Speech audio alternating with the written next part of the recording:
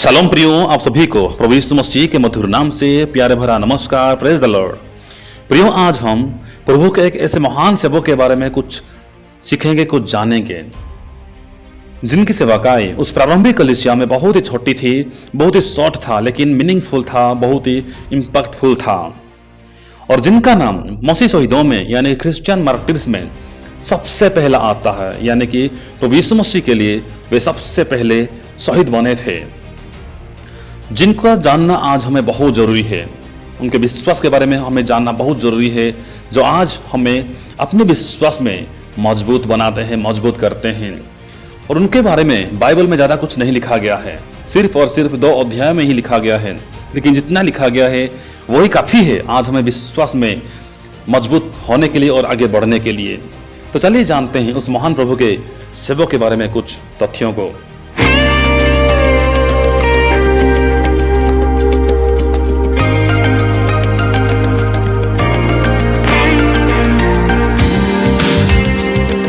प्रेरितों के काम अध्याय 6 में हम देखते हैं कि प्रारंभिक कलीसिया में जब विश्वासियों की गिनती दिन प्रतिदिन तेजी से बढ़ने लगी, तो कलीसिया में कुछ समस्याएं भी उभर के आने लगी, जैसे कि महिलाओं की शुद्धि लेना, विधवाओं की शुद्धि लेना, और लोग प्रभु का वचन को छोड़ के खिलाने पिलाने की सेवा में बहुत ज़्यादा व्यस्त रहने लगे थे। तब चेलों ने मंडली को बुलाकर कहा, ये ठीक नहीं कि हम परमेश्वर का वचन को छोड़कर खिलाने पिलाने की सेवा में लगे रहें, इसलिए अपने में से 7 सुनाम पुरुषों को चुन लो, जो पवित्र आत्मा से और बुद्धि से परिपूर्ण हो, ताकि हम उनको इस खिलाने पिलाने की सेवा के लिए नियुक्त करें। तो आज भी हमारे गांव में, हमारे कलीसिया में हम देखेंगे तो खिलाने पिलाने की सेवा को ज़्यादा अहम दिया जाता है बजाय कि प्रभु का सेवा को। तो इन 7 सुनाम पुरुषों में से हम एक के बारे में आज बात करने वाले हैं, जिनका नाम है स्टीफनुस, सेंट स्टीफन। 7 सुनाम पुरुषों के लिस्ट में भी सबसे पहला नाम स्टीफनुस का आता है। जी हाँ, स्टीफनुस का सबसे पहला नाम आता है। अब उसको खिलाने पिलाने की सेवा और विधवाओं की शुद्धि लेने की काम के लिए चुना गया। वे पवित्र आत्मा से, बुद्धि से और विश्वास से परिपूर्ण था।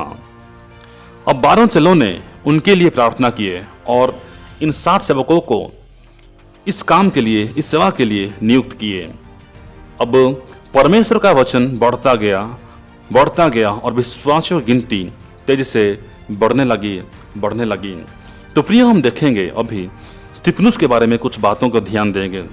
स्टीफनुस कौन था और उनको किस काम के लिए चुना गया था। स्टीफनुस को खिलाने पिलाने की सेवा के लिए चुना गया था, और वो कैसे था? वो एक सुनाम पुरुष था, पवित्र आत्मा से परिपूर्ण था और बुद्धि से परिपूर्ण था, विश्वास से परिपूर्ण था। तो किस काम के लिए चुना गया था और अब वो क्या करते हैं, देखें।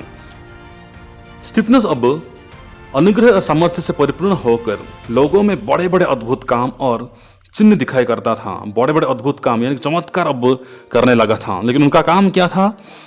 खिलाने पिलाने की सेवा के लिए इनको नियुक्त किया गया था, लेकिन वो पवित्र आत्मा से, बुद्धि से और अनुग्रह और सामर्थ्य से परिपूर्ण होकर चिन्ह चमत्कार भी करने लगा था। ये स्वाभाविक बात है कि जब कोई तरक्की करने लगे, जब कोई जीवन में कुछ चेंज होने लगता है, तो दूसरे लोग उसके विरोध में खड़े होते हैं। ठीक इसी तरह यहाँ भी हुआ। जब स्टीफनुस ने ये सब काम करने लगा, तो लोगों ने भी उसके विरोध में आवाज़ उठाने लगे, उनके विरोध में खड़े होने लगे। जब स्टीफनुस बड़े बड़े अद्भुत काम, चमत्कार, चिन्ह दिखाई करता था, तो बहुत से लोग उसके खिलाफ खड़े हुए, उठे और उससे बात विवाद करने लगे।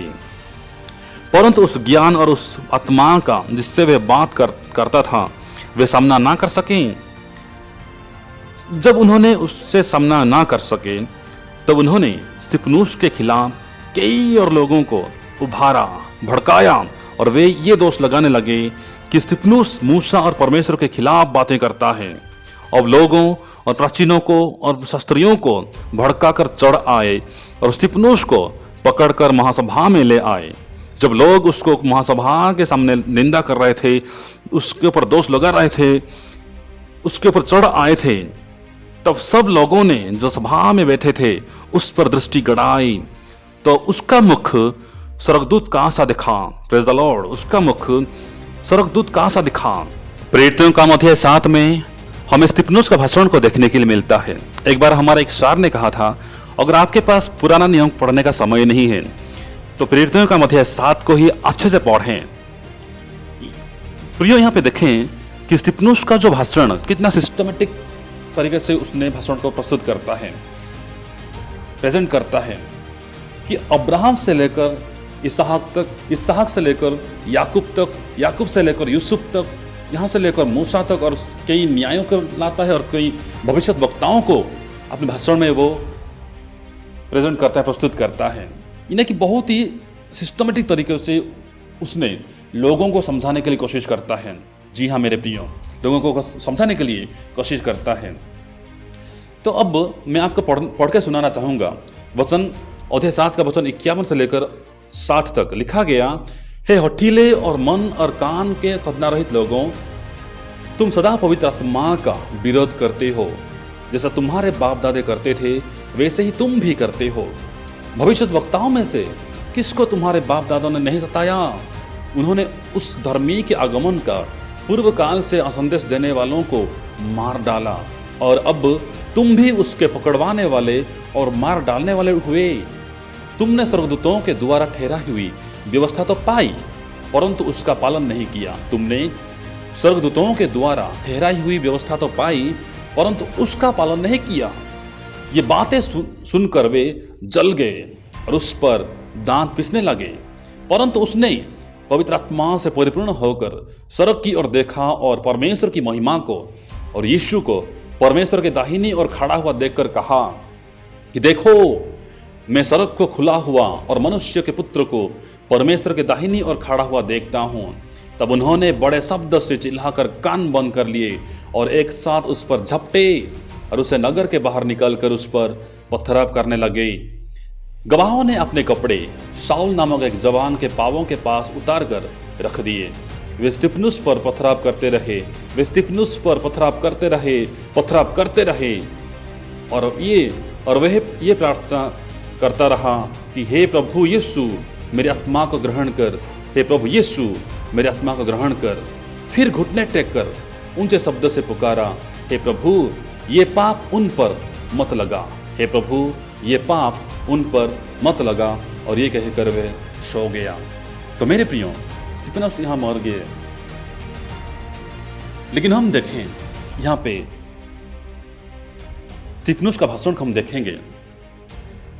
स्तिफनुस अब पवित्र आत्मा से परिपूर्ण होकर बड़ी मजबूती से ये दावा करता है कि उसने परमेश्वर की महिमा को और यीशु को परमेश्वर के दाहिनी ओर खड़ा हुआ देखता है और यीशु को परमेश्वर का पुत्र के रूप में प्रस्तुत करता है।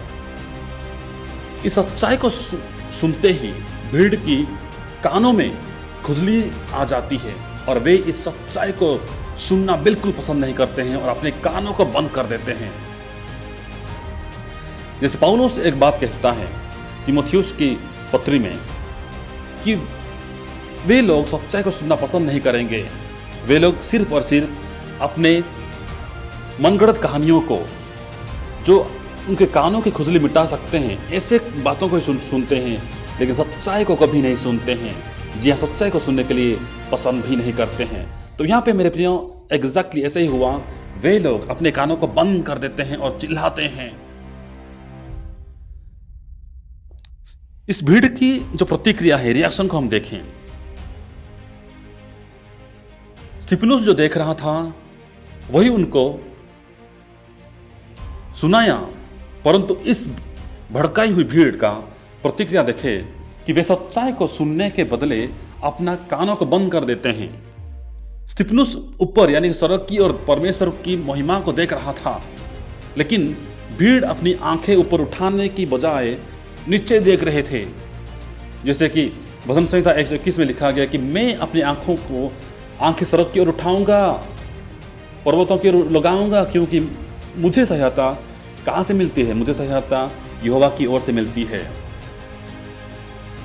तो मेरे प्रियो, ये भीड़ बड़े शब्द से चिल्लाकर अपने कानों को बंद करके उस पर एक साथ झपटे।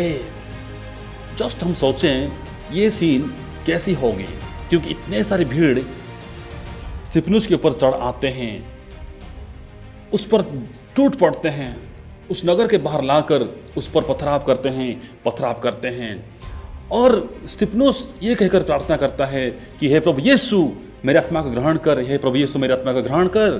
फिर घुटने टेक कर ऊंचे शब्द से पुकारा, हे प्रभु ये पाप उन पर मत लगा, हे प्रभु ये पाप उन पर मत लगा। और वो ये कहकर सो गया। जरा सोचे कि स्तिफनुस अपने भाषण में कहीं भी मूसा के विरुद्ध में या परमेश्वर के विरुद्ध में या उस स्थान के विरुद्ध में या व्यवस्था के विरुद्ध में कुछ बात कहा? बिल्कुल भी नहीं। जी हां, बिल्कुल भी नहीं। फिर क्यों ये लोग उनके विरुद्ध में खड़े हो गए, उनके विरुद्ध में, उनके खिलाफ उठे? क्योंकि मेरे प्रियो, ये लोग आज भी हम सच्चाई को सुनना पसंद नहीं करते हैं। स्तिफनुस का कुछ भी गलती नहीं थी, कोई भी गलती नहीं थी, फिर भी लोग उनको मारते हैं, लोग उनको पथराव करते हैं। स्तिफनुस इसलिए मारा जाता है कि उसने सच्चाई को प्रकट किया, प्रभु यीशु मसीह को प्रचार किया और ये दावा किया कि उसने प्रभु यीशु मसीह को परमेश्वर के दाहिनी ओर खड़ा हुआ देखता है और परमेश्वर की महिमा को देखता है। ये बात उनको निंदा की बात लगा। सच्चाई का प्रचार करना ही सबसे बड़ा गुनाह था मेरे प्रियो। ऐसा गुनाह कि उनकी जान की कीमत को चुकानी पड़ी, जान तो गंवाना पड़ा स्तिफनुस को। तो यहां स्तिफनुस के बारे में हम कुछ बातों को देखें मेरे प्रियो। पहले तो हम देख चुके हैं कि स्तिफनुस एक सुनाम पुरुष था, पवित्र आत्मा से, विश्वास से, बुद्धि से, अनुग्रह से और सामर्थ्य से परिपूर्ण था। उसके अलावा उनके कुछ गुणों को हम देखेंगे, कुछ ऐसे खास बातों को हम देखेंगे मेरे प्रियो, जो स्तिफनुस के जीवन में हमें पाए जाते हैं। पहली बात, कुछ ऐसे अनोखे बातों को हम देखेंगे कि स्तिफनुस अपने आरोप लगाने वालों और हथियारों से घिरा हुआ था, फिर भी उसने ये दावा करता है, मजबूती से दावा करता है, यीशु ही परमेश्वर का पुत्र है, यीशु ही परमेश्वर का पुत्र है। और अब परमेश्वर के दाहिनी ओर यीशु मसीह खड़ा है। दूसरी बात, स्तिफनुस के जीवन की मुश्किल की घड़ी में भी यीशु मसीह उनके साथ था। इसीलिए स्तिफनुस अपनी मौत के दौरान वही शब्दों को दोहराते हैं जो प्रभु यीशु मसीह क्रूस से अपने हत्यारों के लिए प्रार्थना किए थे। उन शब्दों को ही स्तिफनुस दोहराते हैं कि ये पाप उन पर मत लगा। और प्रभु यीशु मसीह ने भी प्रार्थना किया था, हे पिता इन्हें तो क्षमा कर, इन्हें तो माफ कर, क्योंकि ये नहीं जानते कि ये क्या करते हैं। तीसरी बात, सारी की सारी भीड़ उनके ऊपर पथराव कर रही थी, पत्थरों का बारिश कर रही थी। तब स्तिफनुस अपने शारीरिक छुटकारे के लिए प्रार्थना नहीं करता है, बल्कि अपने आत्मा को प्रभु के हाथ में सौंपता है। जी हां, अपने आत्मा को प्रभु के हाथ में सौंपता है। स्तिफनुस अब अपने लिए प्रार्थना नहीं करता, परंतु उनके साथ बुराई करने वालों के लिए प्रार्थना करता है। जी हां मेरे प्रिय, चौथी बात है कि उसने उनके साथ बुराई करने वालों के लिए प्रार्थना करता है। जैसे संत पौलुस कहते हैं कि तुम अपने सताने वालों के लिए ये प्रार्थना करो, उनको श्राप ना दो, उनको आशीष दो, और बुराई के बदले बुराई ना करो, और बुराई से ना हारो, बुराई से ना हारो, भलाई से बुराई को जीत लो। जी हां मेरे प्रियो, बुराई से ना हारो, भलाई से बुराई को जीत लो। तो स्तिफनुस ने भलाई से बुराई को जीत लिया है। प्रेज द लॉर्ड, भलाई से बुराई को जीत लिया है। पांचवी बात, सारी की सारी भीड़ उसको मारने के लिए उतावले से भरा हुआ था, बेचैन थी, पागल थी भीड़। लेकिन मेरे प्रियो, स्तिफनुस शांत सुशील था। छठवीं बात, सारी की सारी भीड़ प्रतिशोधी थी, बदला लेने के लिए पागल थे वे लोग, जबकि स्तिफनुस सबको क्षमा करता है, सबको माफ करता है। सातवीं बात, सब लोग ऐसे व्यवहार कर रहे थे मानो उनके बीच में परमेश्वर है ही नहीं है, उनके बीच में परमेश्वर है ही नहीं है, जबकि स्तिफनुस प्रार्थना कर रहा था, जबकि स्तिफनुस विनती कर रहा था, निवेदन कर रहा था मेरे प्रियो। आठवीं बात, उसने अपने चारों तरफ देखिए, स्तिफनुस अपने चारों तरफ सबके चेहरे में नफरत के अलावा और कुछ भी नहीं देखा। नफरत ही नफरत उनको दिखाई दे रहा था। सिर्फ बदला लेने वाला चेहरा दिखाई दे रहा था। लेकिन फिर भी स्तिफनुस सबको प्यार करता है। जी हाँ मेरे प्रियो, स्तिफनुस सबको प्यार करता है। लेकिन जब सब लोग उसको नफरत करते हैं, बदला लेने के लिए वे लोग तैयार है, प्रस्तुत है, लेकिन स्तिफनुस सबको प्यार करता है। नौवीं बात, सब कुछ उसके विपरीत चल रहा था।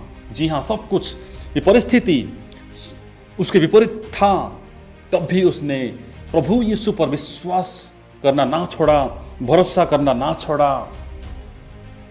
देखिए, सब लोग उसको मारने के लिए कोशिश कर रहे थे, तो अगर हम होते तो क्या करते? हम उनको गिड़गिड़ाते कि मुझे छोड़ दो, मुझे छोड़ दो। लेकिन नहीं, इसने प्रभु यीशु मसीह पर विश्वास किया, प्रभु यीशु मसीह पर भरोसा किया मेरे प्रियो। 10वीं बात, उसने उसी विश्वास के लिए, उसी विश्वास की खातिर मारा गया जिस विश्वास में वह स्वयं विश्वास करता था। यानी कि उस प्रभु यीशु मसीह के लिए अपने जान को कुर्बान कर दिया, अपने जान को गवाया मेरे प्रियो।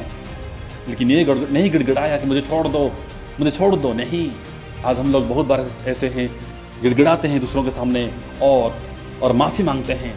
लेकिन स्तिफनुस कोई गलती नहीं किया था, उसने सच्चाई को प्रकट किया था, सच्चाई को प्रस्तुत किया था, और सच्चाई के लिए उनको अभी कुर्बान होना पड़ा। तो मेरे प्रिय, एक हिस्टोरियन कहते हैं, एक इतिहासकार कहते हैं कि the blood of the martyr is the seed of the church, यानी कि शहीदों का खून कलीसिया के लिए बीज है। शहीदों का खून कलीसिया के लिए बीज है। जी हाँ दोस्तों, इतिहास गवाह है। बाइबल में भी ऐसे बहुत से घटना को जिक्र किया गया है जहां जब भी मसीहियों को सताया गया, मसीहियों के साथ बुरा किया गया, मसीहियों को मारा गया, पिटा गया, तो मसीहियों को ये सब मुसीबतों का सामना करना पड़ा, तब वहां से ही प्रभु के लिए, प्रभु के सेवक उभर के आए। उनका जिंदगी, उनका परिवार बदला और वे लोग प्रभु की सेवाकाई करने में आगे बढ़े। स्वयं प्रभु यीशु मसीह को हम देखें, जब प्रभु यीशु मसीह को क्रूस पर चढ़ाया गया, वहां एक सूबेदार था, एक सेंचुरियन था, जो प्रभु यीशु मसीह को पहचानता है और कहता है कि सचमुच ये परमेश्वर का पुत्र था, सचमुच ये एक धर्मी पुरुष था। तो उसके बाद क्या हुआ होगा, वो अपने परिवार के साथ प्रभु यीशु मसीह को सुनिश्चित जान गया होगा। उसके बाद पौलुस और सिलास को हम देखेंगे, उनको जब बंदीगृह में डाला जाता है, तो वहां का एक दारोगा था, दारोगा, उसने प्रभु यीशु मसीह को जानता है। ये जानता है कि ये लोग ऐसे मामूली व्यक्ति नहीं है, और ये दारोगा अपने सपरिवार के साथ प्रभु यीशु मसीह को जानता है और उद्धार का अधिकारी बनता है। सबसे बढ़कर हम इसमें देखें, स्तिफनुस के बारे में देखें। स्तिफनुस का मौत के समय एक व्यक्ति था, एक जवान था, जो इस मौत में सहमति जता रहा था, वो खुश था। लेकिन हुआ क्या, अंत में वही व्यक्ति, वही साउल प्रभु यीशु मसीह के लिए इतना पागल हुआ, हम जानते हैं, जो कि प्रभु यीशु मसीह के चेलों को, प्रभु यीशु मसीह के मानने वालों को मारने के लिए इतना उतावली था, इतना पागलपन से भरा हुआ था, वही व्यक्ति आगे जाके प्रभु यीशु मसीह का वचन को बांटने के लिए पागल हो जाता है। और उसका संपूर्ण विवरण हम देखते हैं प्रेरितों के काम में कि कितना उनको दुख झेलनी पड़ी, कितना दुख उठाना पड़ा। लेकिन मेरे प्रियो, इसका शुरुआत तो यहाँ से हुआ था, जब स्तिफनुस को मारा जाता है। यहाँ से ही उनकी सेवाकाई की प्रस्तुति हो चुकी थी, उनकी सेवाकाई की शुरुआत हो चुकी थी। तो दोस्तों, मैं अंत में कहूँगा, हम सब स्तिफनुस नहीं बन सकते, हम सब पौलुस नहीं बन सकते हैं, लेकिन सुनिश्चित एक सच्चा मसीह, एक अच्छा मसीह बन सकते हैं। क्योंकि लिखा गया, क्योंकि वचन में लिखा गया कि जो अंत तक धीरज धरे रहेगा, धैर्य धरे रहेगा, उसी का उद्धार होगा। मेरे प्रियो, हमारे जीवनों में ऐसे समस्या, परेशानियां आएंगे, मुसीबतें आएंगे, प्रभु हमें ऐसे समस्या में पड़ने देगा। लेकिन वचन में लिखा गया कि प्रभु हमें ऐसे परीक्षा में पड़ने नहीं देगा जो हम नहीं सह सकते हैं, जो हम नहीं सह पाएंगे।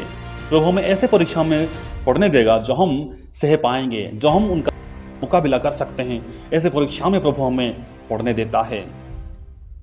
इसलिए मेरे प्रियो, हम अपने प्राणों को प्रिय ना जाने, अपने प्राणों को यहाँ पर बचाने का कोशिश ना करें, क्योंकि वचन में लिखा गया, क्योंकि जो कोई अपना प्राण बचाना चाहे वह उसे खोएगा, और जो कोई मेरे लिए अपना प्राण खोएगा वह उसे पाएगा, उसे बचाएगा। तो दोस्तों, स्तिफनुस बहुत ही कम समय में अपनी सेवा कार्य को पूरा किया, लेकिन जाते जाते उसने एक ऐसे महान सेवक को प्रस्तुत करता है जो हमें आज संत पौलुस के रूप में मिला है। उस समय अगर किसी की वजह से मसीहत इतना तेजी से बढ़ने लगा तो वो थे संत पौलुस। जी हाँ, संत पौलुस। तो मेरे प्रियो, यहाँ पे देखें कि स्तिफनुस को मारा गया क्योंकि वह अपने बैरियों के लिए, अपने सताने वालों के लिए प्रार्थना करता है। तो प्रियो, आज हम बुराई के बदले बुराई ना करें, लेकिन बुराई के बदले भलाई करें और भलाई से बुराई को जीत ले। और ऐसा कौन कर सकता है? जो कि प्रभु में होगा, पवित्र आत्मा से परिपूर्ण होगा, प्रभु की आत्मा से परिपूर्ण होगा, वही कर सकता है। तो स्तिफनुस पवित्र आत्मा से, बुद्धि से और सामर्थ्य अनुग्रह से परिपूर्ण था, विश्वास से परिपूर्ण था, इसीलिए वो अपने बैरियों के लिए प्रार्थना करता है।